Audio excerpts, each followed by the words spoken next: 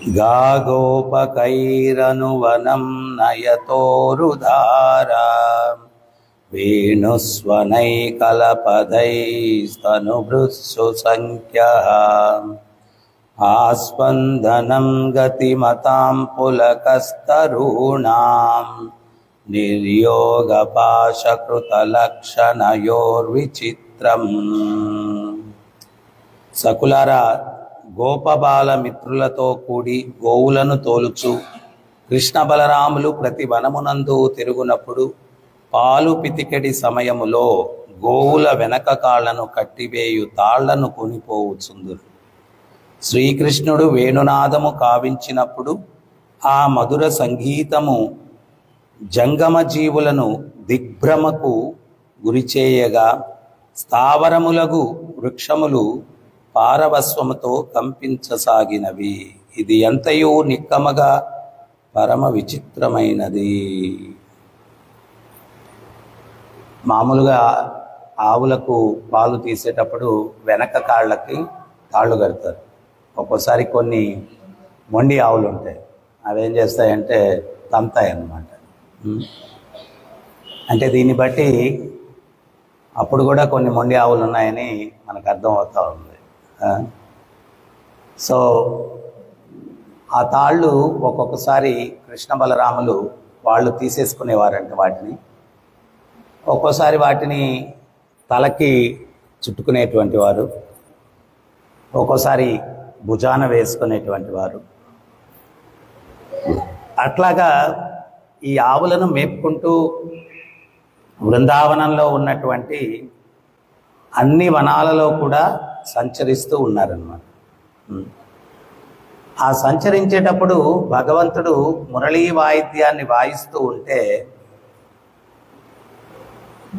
స్థిరముగా ఉండేటువంటి చెట్లు కూడా అవి ఆ మురళీ వాయిద్యానికి తన్మయత్వము చెంది కంపిస్తూ ఉన్నాయండి. చెట్లు కూడా కంపిస్తూ ఉన్నాయి. మరి జంతువులైతే ఇంక చెప్పాల్సిన అవసరం లేదు, అవి తిరిగాడేటివి కాబట్టి అవి తన్మయత్వంతో ఆ జంతువులన్నీ కూడా మహాభావనలో ఉన్నాయన్నమాట. ఆ తాళ్ళకి పసుపు వర్ణములో ఉన్నటువంటి దారాలు ఉపయోగించారంట తాళ్ళకి. ఆ చివరగా కొన్ని ముత్యాలు ఉన్నాయి. ముత్యాలు అవి అదొక రకమైనటువంటి అందంగా భగవంతునికి ఉన్నాయన్నమాట. ఇక్కడ మనం గుర్తించాల్సినటువంటి విషయం ఏంటి అంటే, భగవంతుని సేవలో అది ఎంత భౌతికంగా అందము లేకపోయినా కానీ అది ఎప్పుడైతే వినియోగింపబడుతుందో దానికి ఒక దివ్యత్వం వస్తుంది.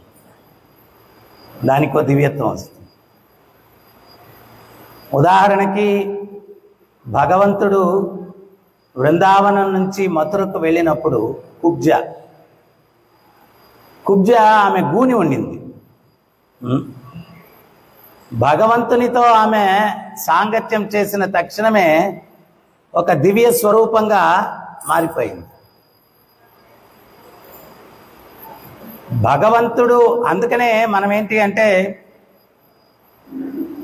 నేను భగవంతునికి సేవ చేయడం వల్ల భగవంతునికి ఏదో జరుగుతుంది కాదు, నాకేదో జరుగుతుంది. ఆ దివ్యత్వం నాకు వస్తుంది, నేను ఉద్ధరింపబడతాను.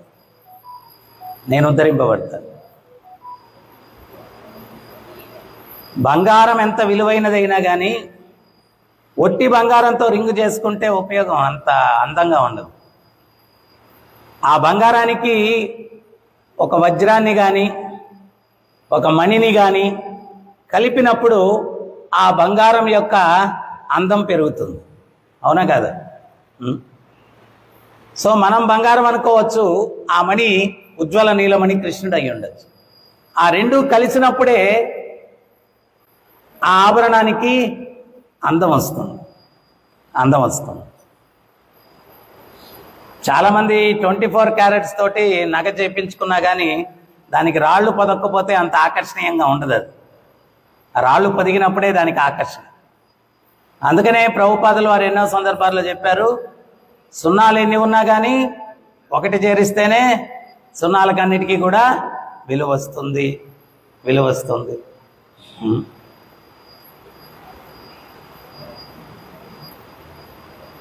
అంటే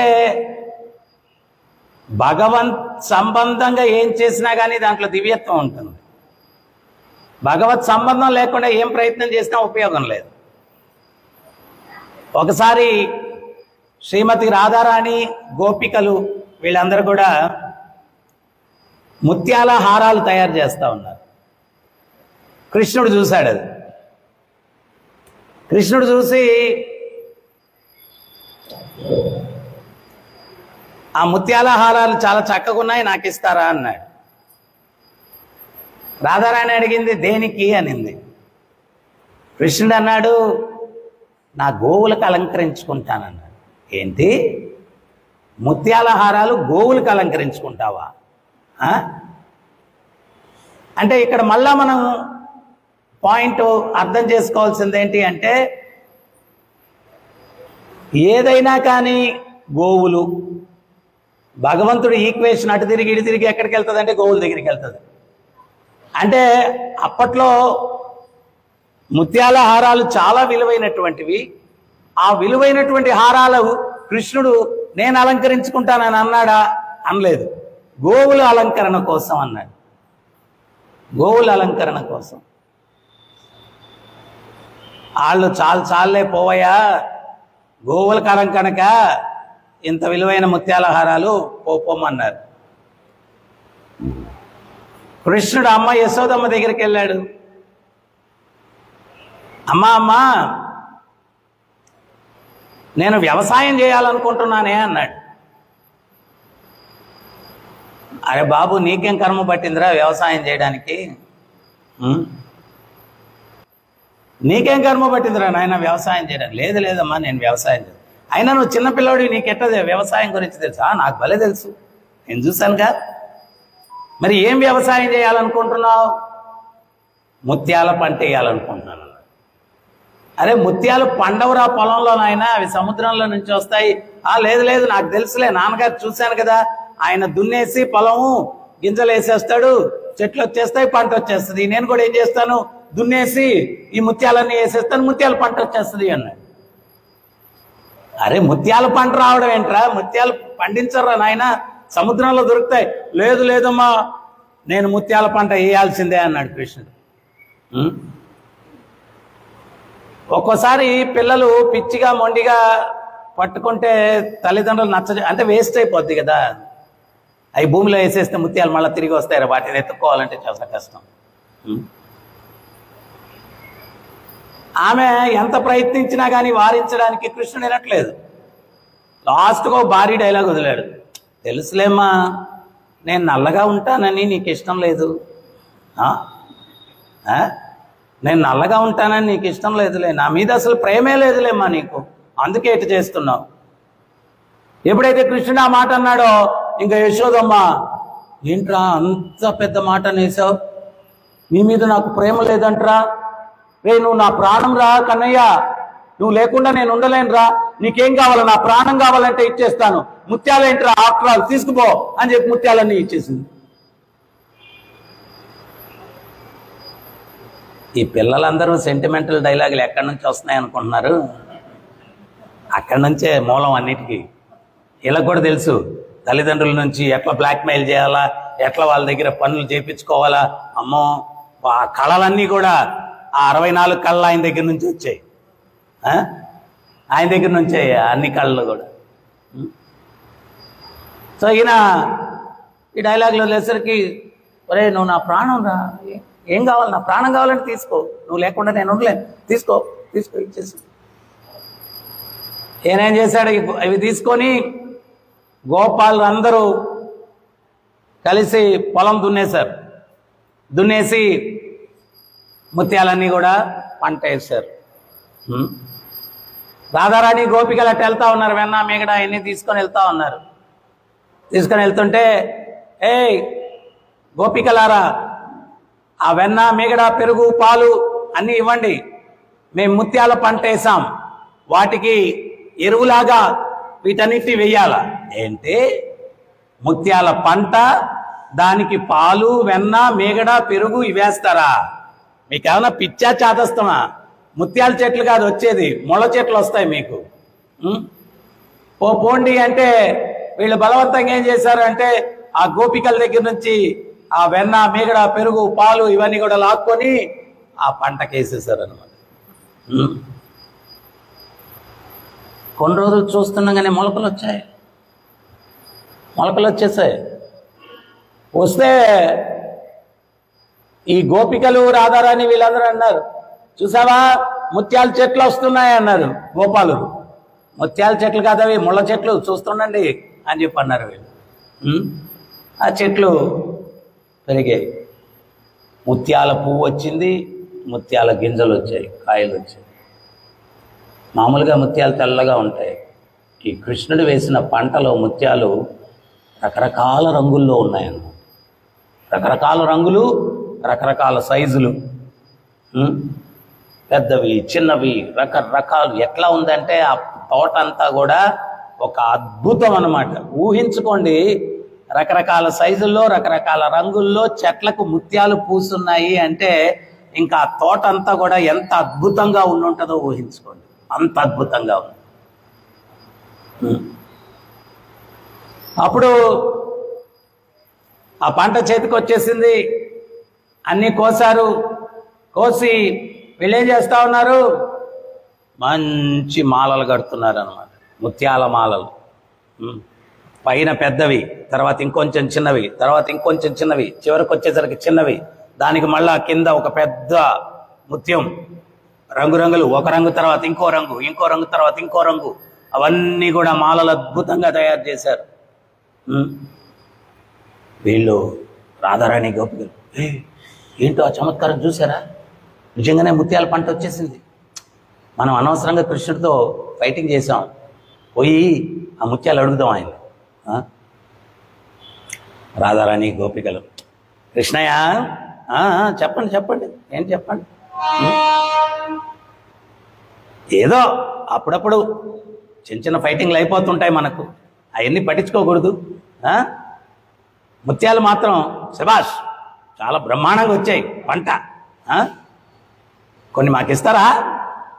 ఏంటి మీకు ఇవ్వడమా?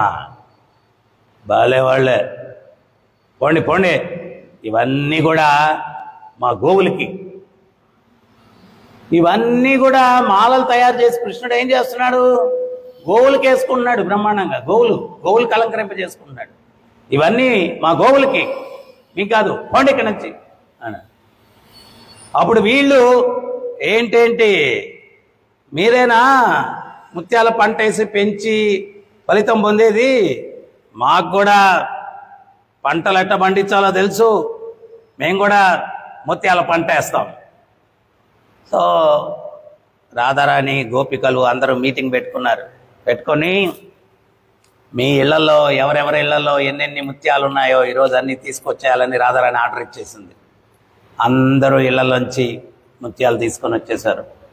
వాళ్ళు కూడా కృష్ణుడు ఎక్కడ పంట వేశాడో దాని పక్కనే పొలం దున్నేశారు. చక్కగా దున్నేసి వాళ్ళు ఇళ్లలోంచి తెచ్చిన ముత్యాలన్నీ వేసేసి, ఎవరి ఇంట్లో కూడా ఈరోజు పాలు, పెరుగు ఏం వ్యాపారం లేదు, దేనికి తాగను కూడా తాగకూడదు, అన్ని పొలంలో ముత్యాల పంటకే పోయాల ఎరువులాగా అని చెప్పి మొత్తం వేసేసారనమాట. మొలకలు వచ్చాయి. వీళ్ళందరూ ఆనందపడిపోయారు. ఏ కృష్ణ చూడు, మీ పొలంలోనే కాదు మా పొలంలో కూడా మొలకలు వచ్చాయి. అప్పుడు కృష్ణ అంటున్నాడు, వస్తాయి వస్తాయి వస్తాయి, చూడండి ఏమొస్తాయి. ముందు చెప్పలా, సస్పెన్స్. వచ్చాయి, మొలకలు వచ్చాయి, పెద్ద పొదల్లాగా అయ్యాయి. కానీ అవన్నీ కూడా ఏంటి అంటే ముళ్ళ పొదలు. అన్ని చెట్లు ముళ్ళే, ఒక్క దాంట్లో ముత్యం రాలేదు. ఆయన అందరూ రాధారాణి మీదకి వచ్చేసారు. ఏ రాధిక, ఏం చేసావు నువ్వు? ఇంట్లో ఉండేటువంటి ముత్యాలన్నీ, ముత్యాలు పోయా, పాలు పోయా, పెరుగు పోయా, అన్నీ పోయినాయి. ఇప్పుడు లాస్ట్లో ఏమొచ్చాయంటే ముళ్ళు వచ్చాయి. దేనికి? ముళ్ళు గుచ్చుకునేదానికా? మమ్మల్ని అంతా మిస్గైడ్ చేసావు నువ్వు. ఎవరన్నా వ్యక్తి కృష్ణుడి నుంచి దూరం కావాలని మనల్ని ప్రేరేపిస్తే లాస్ట్కి ముళ్ళే దొరుకుతాయి మనకు. ఇది అర్థం చేసుకోవాలి. లాస్ట్కి ముళ్ళే దొరుకుతాయి. ఏదో ఒక రకంగా జీవితం కృష్ణ సంబంధంగా ఉండాలి. కృష్ణ సంబంధంగా లేదు అంటే ఇట్లాగే ఉంటుంది. కృష్ణుణ్ణి దూరం చేసుకునేదానికి ఎంత చక్కగా ఎవరో మాటలు చెప్పినా కానీ ఒక నమస్కారం పెట్టి వాళ్ళని వదిలేయాలి. ఒక నమస్కారం పెట్టి వదిలేయాలి వాళ్ళు. ఎందువల్ల? జరగబోయేది ఇది.